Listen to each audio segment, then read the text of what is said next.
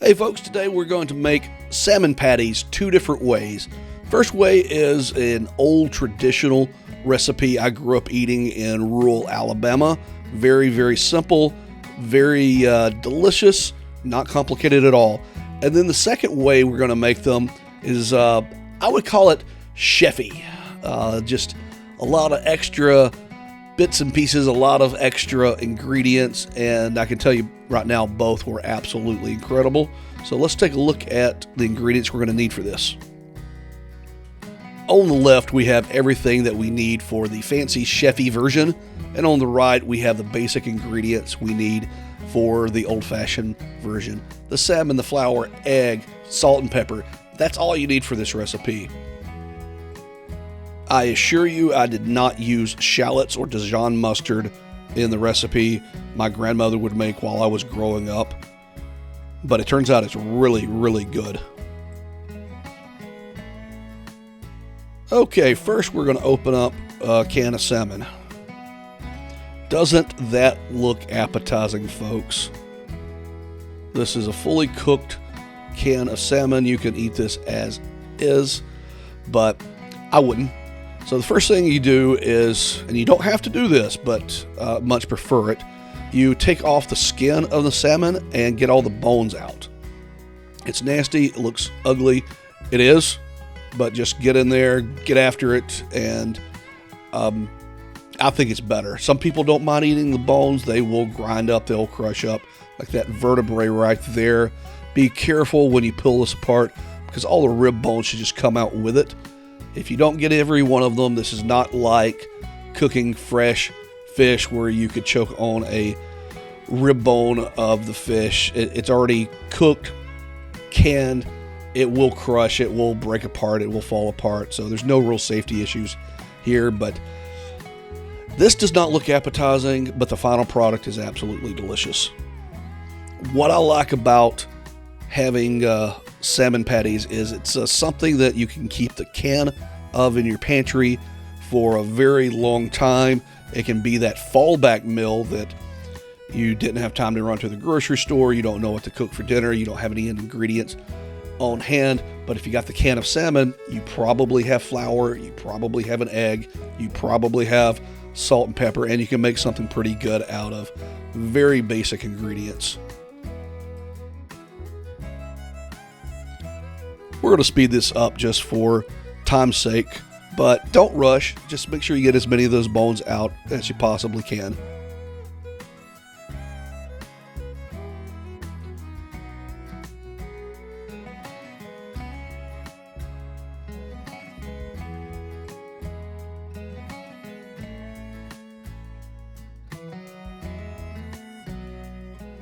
Now, just take your fork, crush it up, or you could even take potato masher, just an old-fashioned potato masher, crush it up.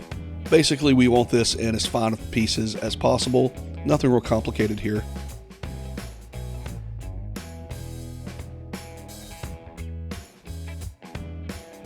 Go ahead and crack open one egg and get that stirred in. That's going to act as our binder. I'm just whisking my egg together before really mixing it in.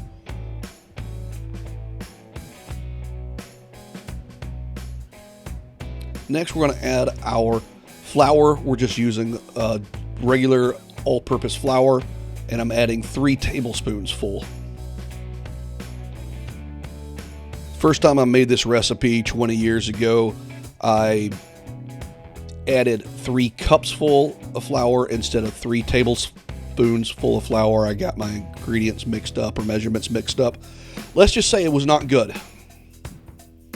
So basically, we're going to mix this together into not exactly a paste, maybe a chunky paste, but it's going to be nice and consistent.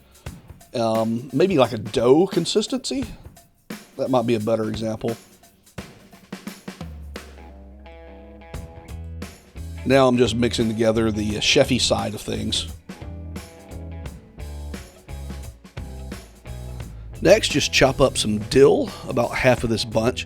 And we've talked about this a good bit. Whenever you're chopping up herbs or leafy greens, it's nice to be able to scrunch them up, switch them up with your hands, with your left hand, and that way you're cutting through a whole bunch of them at the same time as opposed to just one leaf. It makes it a lot easier to chop that way. I just chopped up some for the garnish. I'm going to set that aside. Now, we've talked about shallots on another show, and the fact that a lot of people think that shallots are somehow a type of onion and mix of garlic, and its flavor is similar to that. It's a very mild flavor, similar to a mild onion. It is similar to that, but a shallot is its own species. It's a different plant altogether. The botanical for it is Allium ascalonicum, and the origin of it is, well, we really don't know. Some people believe it came from Asia, but the most believed origin comes from the Greeks discovering it in the Mediterranean region. The most believed consensus is that the Greeks discovered it while trading in the Ashkelon region of Israel, Palestine. I'm not really sure where the borders are there, but that's a region north of the Gaza Strip and south of Tel Aviv on the Mediterranean. And of course, the Greeks took it back to Europe, and the rest is history. Now, like our other recipe, we're also going to add 1 egg as a binder. We're also going to add a 1/2 cup of panko. Well, maybe a little more than half there. Panko breadcrumbs are not just bread that's crumbled up. It's actually a method where the dough is spread onto a screen, cooked, and then scraped off. It gives you a lot better crunch. We're also going to throw in a 1/4 cup of mayonnaise and then some lime juice. I have to admit, at this point, making this recipe, I was very skeptical. I really didn't know what this was going to be like, but trust me, it turned out really, really good.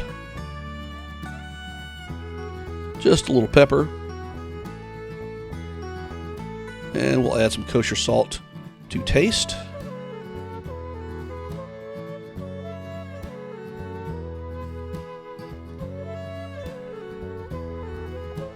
Next, we're going to add some Dijon mustard. I'd say about 1/8 of a cup here, and then we're going to just give that a good stir.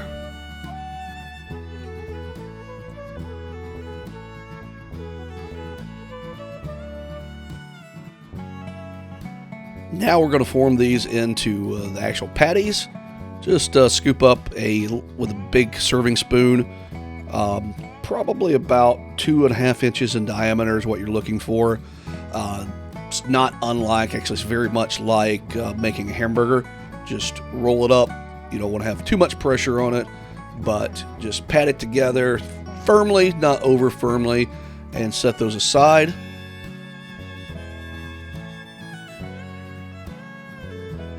And now do the same thing for the Cheffy side ones. I will tell you later on that these did fall apart in the pan. If I had to do this again, I'd probably add a tablespoon of flour to it. Yeah, they just fell apart. So that is one downside I had to the Cheffy side. Now go ahead and add your cooking oil. Do not use olive oil here because it has too low of a smoke point, and we want to bring this oil up to about 340 to 350 degrees. We are frying here. We want it to have enough heat to push the moisture out and not get soggy. And the number one rule of frying, which I did not consider here, is do not crowd your pan.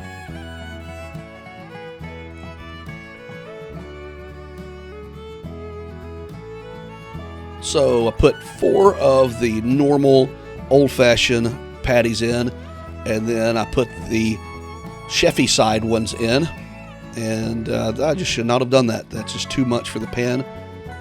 And the Cheffy ones, they absolutely fell apart here.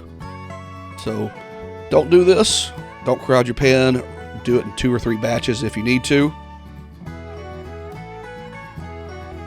Now, after about 3 minutes, we're going to flip these, and notice how easy the traditional ones flip, and notice how the Cheffy ones start to fall apart. So if I had not crowded the pan, this would have been a lot easier.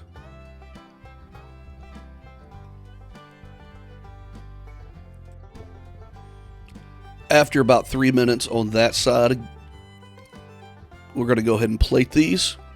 So just use your best judgment. If they look cooked, they are probably good to go. Remember, the salmon is already pre-cooked, so it's not like you can undercook these.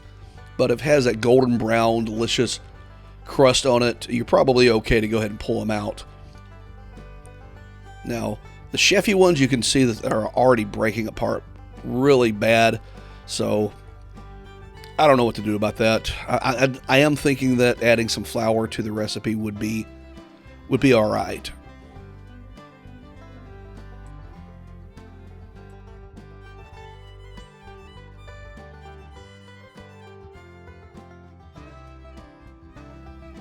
Now I'm taking out the Cheffy ones, and notice how much fell off. So it was so delicious, I'm not about to waste this. I just fried it kind of like a hash, and I ate it, and it was absolutely delicious. So again, I'm thinking some flour would have helped keep everything together, but I'm certainly not going to waste all this good food. Who cares? I'll eat it with a spoon. It's delicious. That's not going to go to waste.